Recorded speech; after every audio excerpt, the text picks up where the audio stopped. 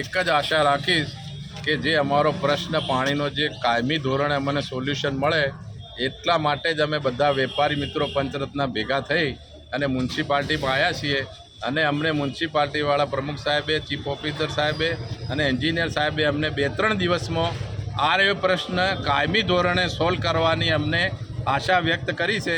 એટલે અમે આ આશા રાખી અને અત્યારે જઈએ છીએ. જો આ પ્રશ્ન 2-3 દિવસમાં સોલ્વ નહીં થાય તો 3 દિવસ પછી અમે ફરીથી મ્યુનિસિપાલિટીમાં આવશું. પછી પ્રેમથી વાત નહીં થાય, આક્રોશ સાથે વાત. આ સમસ્યા કેટલા સમયથી છે? આ સમસ્યા 4 વર્ષથી છે. 2021ની અરજી પડી છે મારી, 2023ની પડી છે અને 2025ની પડી છે. આપ આવો તો આપને ઝેરોક્સ આપું.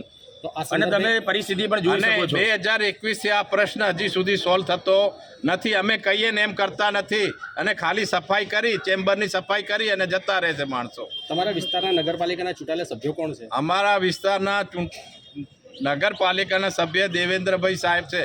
એકલા જ છે? હા, એટલે 4 જણા છે. પણ ત્યારે એવો પ્રમુખ હતા. એમની મેન એમના હાથમાં છે, દેવેન્દ્રભાઈ સાહેબના હાથમાં. હજારો વાર રિક્વેસ્ટ કરવા અને એ આવે પણ છે, પણ છતાંય કશું કરતા નથી. હું માણસ મોકલું બસ વાયદા કરે જ જાય. કોઈ કામ થતું નથી. એમને ઘણી વખત અમે રિક્વેસ્ટ કરી દેવેન્દ્રભાઈ સાહેબને. અને કામ તમારું નહીં થાય તો શું કરશો? અમારું કામ નહીં થાય ને તો હવે અમે ગંદકી અહીં નાખશું.